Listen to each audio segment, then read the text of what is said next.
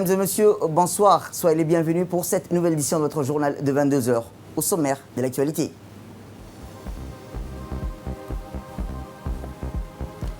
À la une dans l'actualité nationale, arrivée des experts chinois à Djibouti.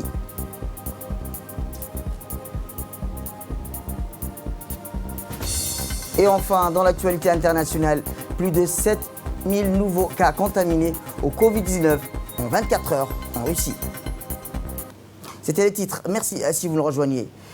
Les messages de vœux souhaitant, à l'occasion du mois béni du Ramadan, santé et bonheur au président de la République, son Excellence Ismaël Omar Guelleh, ainsi que davantage de bien-être et de prospérité au peuple de Djibouti, continuent d'affluer à la présidence de la République. Dans leurs télégrammes respectifs, les dirigeants arabes et musulmans saluent le leadership éclairé du président Guelleh, gage de cohésion et de préalable indispensable à la réalisation d'un développement durable. Puisse Dieu continuer à entourer à sa baraka la nation djiboutienne, société de tolérance et de générosité, écrivent plusieurs de ses leaders. L'émir du Koweït, Cheikh Sabah Al-Ahmed Al-Jabr Al-Sabah, fait partie des dirigeants qui ont dernièrement fait parvenir des messages similaires au président. De son côté, le président de la République avait lui aussi adressé au début du Ramadan des vœux de succès et de réussite à ses homologues arabes et musulmans et souhaitant davantage de progrès et de prospérité à leur peuple plutôt respectifs. Il avait dans ces mêmes télégrammes formé l'espoir d'une plus grande coexistence pacifique et complémentarité entre la communauté musulmane et les autres composantes culturelles et religieuses du monde. Autre actualité nationale, concernant l'évolution du Covid-19, écoutons le point de presse du secrétaire général du ministère de la Santé. Assalamu alaikum wa rahmatullahi wa barakatuh. Point de presse sur la situation du Covid-19. Ce vendredi 1er mai 2020 se décrit ainsi. 329 tests réalisés. 8 cas se sont révélés positifs au Covid-19. Ce sont des personnes de contact. 30 cas sont déclarés guéris. À la lumière des données de ces derniers jours, on observe une évolution réconfortante marquée par un ralentissement de nouvelles contaminations, un taux de guérison en constante augmentation. Compte tenu des mesures appliquées, nous restons confiants que l'épidémie va progressivement décliner au cours des prochains jours. Notre objectif est de casser la chaîne de transmission définitivement, et ceci dans le plus bref délai. Cependant, pour maintenir encore le cap, nous comptons sur la discipline de la population et le respect impératif du confinement des gestes barrières que nous cessons de vous le rappeler. Se laver les mains régulièrement au savon, tousser et éternuer dans le pli de coude ou dans un mouchoir jetable, respecter une distanciation sociale d'au moins 1 mètre, désinfecter les surfaces de contact et limiter les déplacements non essentiels. Quant au bilan depuis le début de l'épidémie, à Djibouti, on dénombre 13 751 tests réalisés, 1097 cas positifs, 672 cas sont confirmés guéris et nous déplorons toujours 2 décès. Merci et restez chez vous.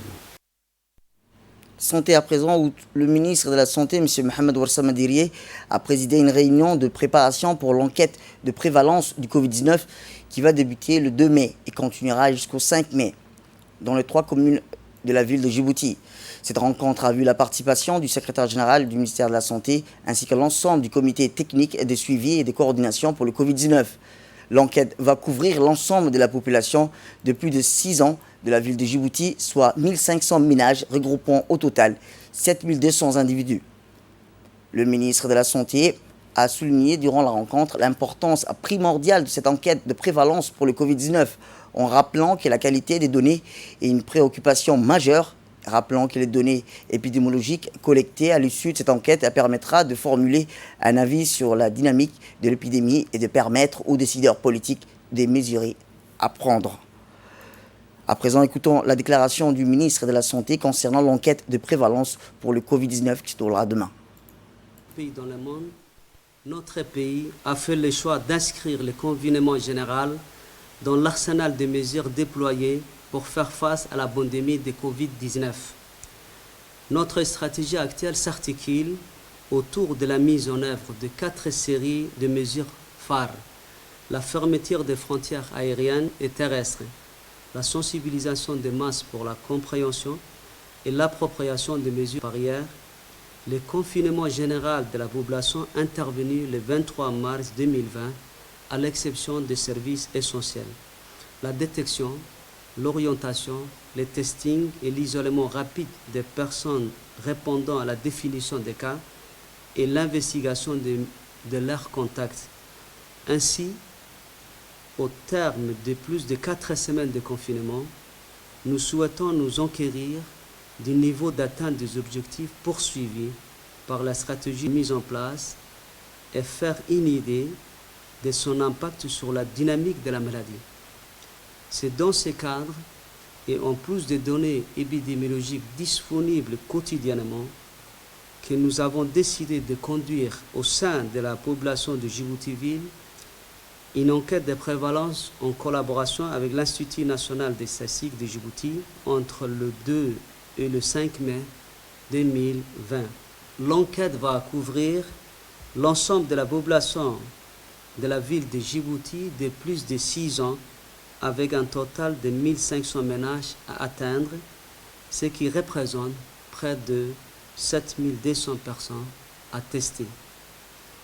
Cette étude nous fournira une photographie instantanée du nombre de personnes infectées et nous permettra en conséquence de nous faire une idée du niveau de transmission communautaire.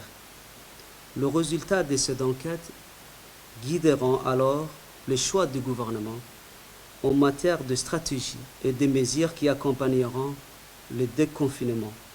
C'est pourquoi je demande à tous et à toutes de faciliter le travail des équipes médicales en acceptant de faire les tests qui leur sera proposé. On reste toujours dans le domaine de la santé où dans le cadre de l'épidémie du Covid-19, une équipe chinoise des médecins experts est arrivée hier à Djibouti. Elle a été accueillie dans la tarmac par le secrétaire général du ministère de la Santé, M. Salah Benoïta, et l'ambassadeur de Chine à Djibouti, M. Zhuo Lucheng, et plusieurs personnalités de l'aéroport de Djibouti. L'équipe des experts est composée de 12 médecins qui se spécialisent dans le domaine des divers domaines, notamment la maladie infectieuse, la chirurgie générale, l'épidémiologie, les maladies respiratoires. Très expérimentés dans leur métier, ils ont combattu au premier front dans la lutte contre le Covid-19 en Chine. Ces experts vont rester pendant une douzaine de jours où ils partageront avec leurs homologues djiboutiens des expériences de riposte contre la pandémie. Il arrive cette équipe, experts chinois et illustration parfaite de soutien ferme avec la Chine, apportée à Djibouti dans le combat contre le Covid-19, une nouvelle preuve d'amitié et de solidarité entre nos deux peuples. Et l'amitié profonde entre nos deux pays. Si nous sommes venus à Djibouti, c'est pour travailler aux côtés de nos homologues djiboutiens, des personnels soignants djiboutiens, pour lutter contre le Covid-19, pour apporter notre propre contribution, la contribution chinoise. Et nous sommes venus pour notamment partager l'expérience de la Chine que nous avons connue dans la lutte chinoise contre le Covid-19. Selon notre programme, ici à Djibouti, nous allons d'abord connaître la situation de l'épidémie ici à Djibouti et les mesures prises par la partie djiboutienne pour lutter contre le Covid-19. Et nous allons également faire des visites de terrain dans les centres de quarantaine, des hôpitaux et des centres de prise en charge. Et nous allons avoir des échanges profonds avec nos homologues djiboutiens. Donc, Notre objectif, c'est de travailler aux côtés de nos amis djiboutiens pour lutter contre le Covid-19 et pour remporter la victoire définitive. Puis le ministre de la Santé, M. Mohamed Warsama Dirie, a reçu dans la salle de réunion les experts et médecins chinois. Cette réunion a vu la participation du secrétaire général de la Santé, Dr Salah Benoît Tourab, et l'ambassadeur de Chine à Djibouti. Dans ce contexte de contre ces pandémies Covid-19, ces experts médecins chinois vont travailler avec leurs homologues djiboutiens. Rappelons que l'arrivée de cette équipe d'experts chinois à Djibouti est l'illustration parfaite de soutien ferme avec la Chine apporté à Djibouti dans le combat contre le Covid-19 et une nouvelle preuve de l'amitié et de solidarité entre nos deux peuples. Et savoir sur la prévention et le contrôle de l'épidémie, ainsi que leurs expériences et solutions sur le traitement des cas. C'est une nouvelle preuve de la solidarité entre nos deux pays et une parfaite illustration de la communauté de destin pour l'humanité. Sachant que le virus est l'ennemi commun de l'humanité tout entière, seule la coopération et la solidarité permettront à la communauté internationale de vaincre ce virus. La Chine continuera d'agir aux côtés de nos amis djiboutiens et africains pour appuyer fermement leurs efforts de lutte contre le virus. Et nous avons la conviction que tant que nous restons unis et solidaires, nous allons remporter la victoire définitive contre le Covid-19. Écoutons le ministre de la Santé à ce sujet. L'arrivée aujourd'hui d'une forte délégation d'experts dépêchés par la République populaire de Chine marque les relations d'amitié existantes entre nos deux pays. En cette période si particulière, où nous menons une bataille intensive contre la maladie de Covid-19, cette expertise chinoise constitue pour nous une opportunité d'avoir un regard externe sur les interventions menées jusqu'à là, d'échanger sur nos expériences respectives, mais surtout de bénéficier les uns des autres de connaissances et pratiques reconnues efficaces. Le choix de notre pays jusqu'à présent a été celui d'un dépistage massif et précoce pour identifier au plus vite les cas positifs, les isoler et les mettre sous traitement. Nos professionnels de santé ont fait un travail remarquable dans ce sens. Nous constatons ces derniers jours une stabilisation du nombre de cas positifs recensés, tout en restant très vigilants, car il reste difficile de se prononcer définitivement sur l'évolution de la situation. Nous avons commencé à explorer les différentes voies à suivre pour un déconfinement graduel. Vous pourrez davantage échanger avec nos équipes sur ce sujet et partager votre expérience. À nos experts djiboutiens, je voudrais leur demander de faciliter, comme ils ont l'habitude de le faire, la mission de nos amis chinois. Leur équipe est composée de 12 experts reconnus dans leurs domaines respectifs. Nous vous souhaitons des échanges fructueux et espérons que cette collaboration sera mise à profit pour mettre fin à l'épidémie de coronavirus à Djibouti. Autre actualité nationale, le secrétaire d'État à la jeunesse et au sport a accueilli aujourd'hui sur le tarmac de l'aéroport international de Djibouti les athlètes djiboutiens qui résidaient à Addis Abeba dans le cadre de la préparation du JO de Tokyo 2020. Accompagné par ses proches collaborateurs ainsi que le président et le secrétaire général de la Fédération djiboutienne de l'athlétisme, Hassan Mohamed Kamil, a souhaité la bienvenue aux sportifs retenus en Éthiopie après la fermeture des frontières afin de contenir la propagation du Covid-19 et se réjouit du bon déroulement de ses voyages sous les auspices de Air Djibouti. Dans une brève intervention, le haut responsable n'a pas manqué d'adresser au premier lieu ses remerciements au président de la République, mais aussi à notre ambassadeur à Addis Abeba, Mohamed Idriss Farah Abneh, qui n'a pas aménagé aucun effort afin que ce vol spécial se déroule dans de bonnes conditions. Une fois arrivés, les athlètes sont passés sous le détecteur de température effectué par une unité du ministère de la Santé avant d'être acheminés dans un centre de mise en quarantaine pour y subir tous les tests nécessaires de dépistage du Covid-19.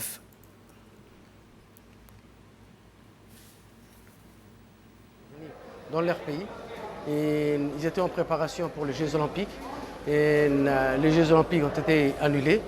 Et de ce fait, l'ambassadeur de Djibouti, le ministère du Sport, la fédération et le comité olympique ont tout fait pour faire revenir les athlètes.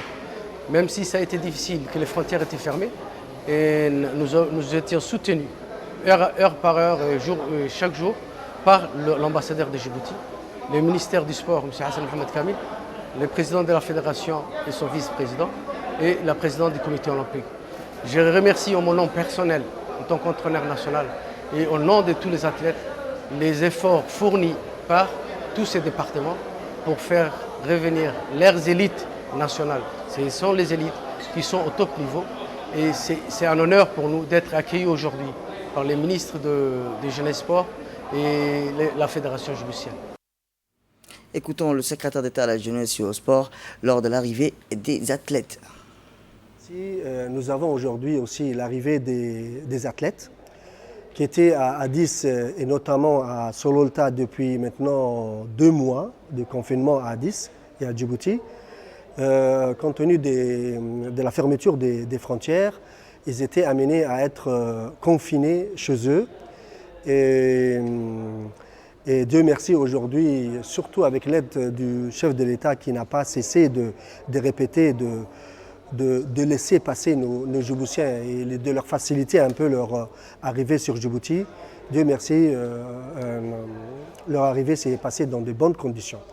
Dans ce sens, je remercie d'abord l'ambassadeur accrédité à Addis Abeba, notre ami Mohamed Idriss, qui a fait un travail, sincèrement un travail colossal et je les remercie dans ce sens, mais aussi tous les membres du gouvernement qui ont contribué à ce que ces gens viennent chez eux.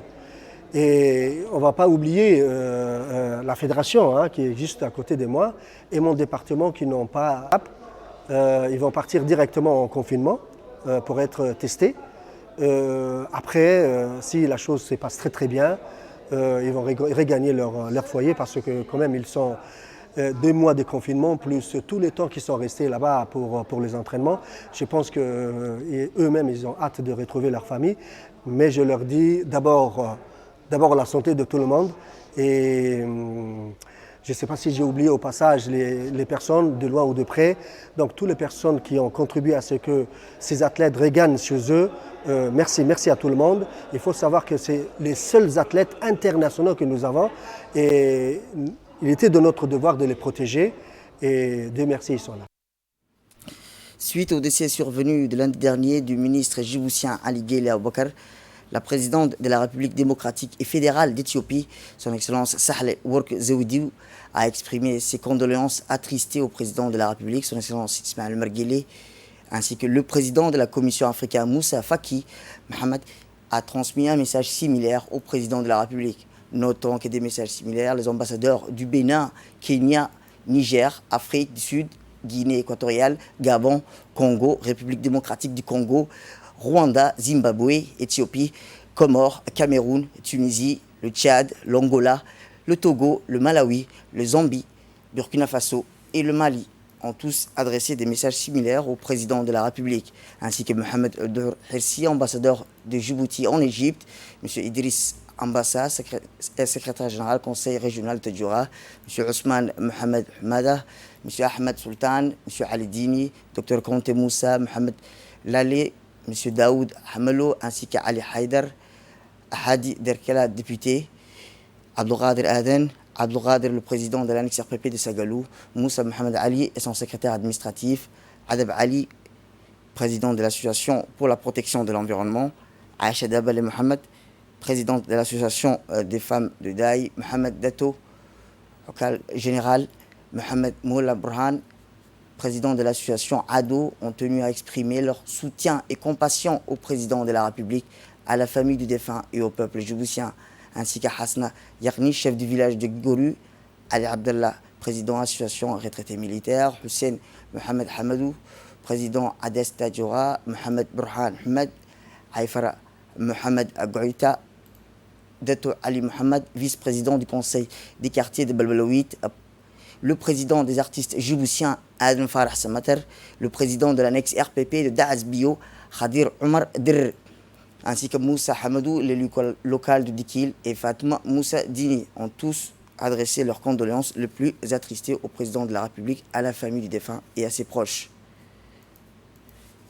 Élan de solidarité cette fois-ci suite à l'appel du président de la République pour répondre à la pandémie contre le virus du Covid-19 dans notre pays. Les dons en liquide et en matériel affluent toujours au ministère du Budget. C'est ainsi que le représentant commercial de la société Svams a remis une voiture utilitaire d'une valeur de 11 millions au conseiller du ministère du Budget, Ahmed Hassan Mouyale.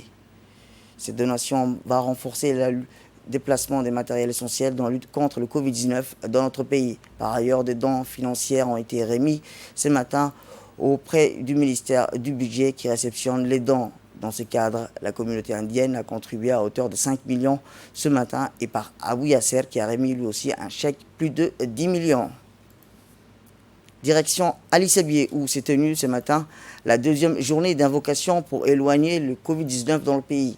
Ces grandes journées de Coran et d'invocation pour se remettre à Allah et à demander sa miséricorde et sa protection contre l'épidémie du Covid-19 qui se propage à l'échelle planétaire a été initiée par le ministère des Affaires musulmanes, de la Culture et des Biens Warf. Le préfet de la région, Moussa Adel Miguene, le président du conseil régional, Omar Ahmedou Aïs, le représentant du ministère des Affaires musulmanes, de la Culture et des Biens Warf, dans la région d'Ali Sabié, Adel Ubsi et Moussa, ont pris part à cet événement important. Plusieurs ulémas et imams des mosquées ont participé à cet événement d'invocation. La journée de prière et de lecture du Saint-Coran vise à invoquer Allah, le Tout-Puissant, afin d'écarter toute épidémie telle que le Covid-19 et à préserver notre pays.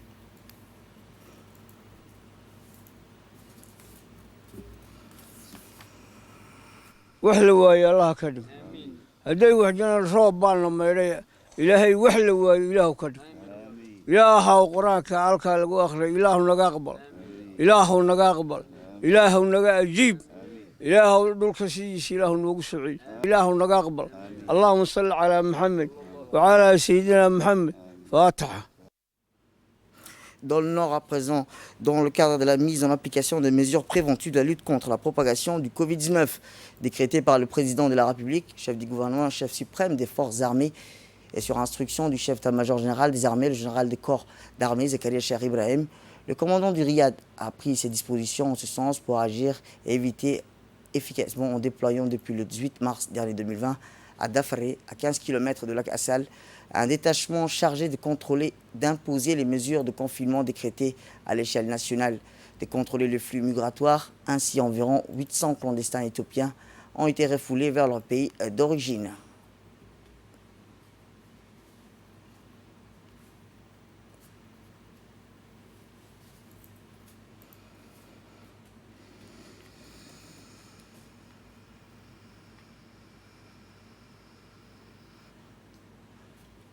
Actualité internationale à présent, je vous le dis dans le titre, plus de 7000 nouveaux cas de contamination du Covid-19 en 24 heures en Russie. La Russie est désormais le nouveau front du Covid-19 en Europe. Le pays vient de dépasser les 100 000 cas et les 1000 morts et de battre un nouveau record quotidien de contamination. Parmi les plus de 7000 nouveaux cas d'infection des dernières 24 heures, le Premier ministre Mikhail Mishustin, il a informé Vladimir Poutine qu'il s'isolerait. Andriy Boulsov, jusqu'ici vice-premier ministre, a été nommé à sa place. En Grande-Bretagne, le Premier ministre Boris Johnson est apparu pour la première fois depuis qu'il a vaincu le Covid-19.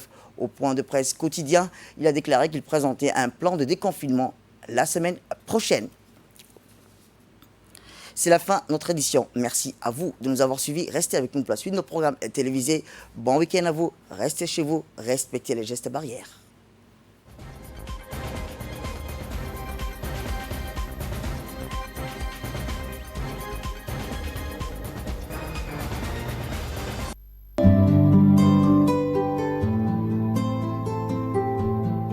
nous informons notre aimable clientèle. En attendant l'ouverture de nos guichets, nous vous recommandons d'utiliser les paiements en ligne via les banques BCI MR, CAC Bank, Salam Africa Bank, Exim Bank, Sabah Africa Bank, Est Africa Bank et nos services web www.edd.dj et mobile EDD Mobile.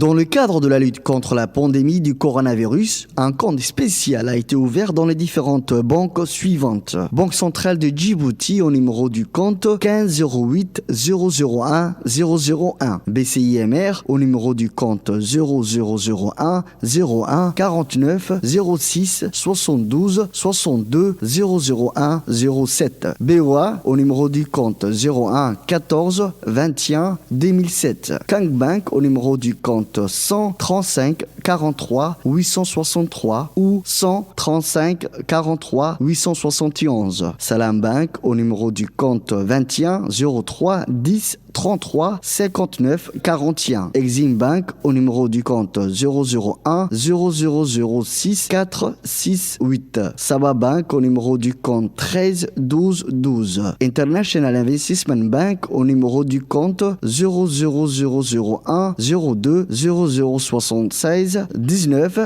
06. Commercial Bank of Ethiopia au numéro du compte 3 0 0 0 0 0 0 0 0 347. Est Africa Bank au numéro de compte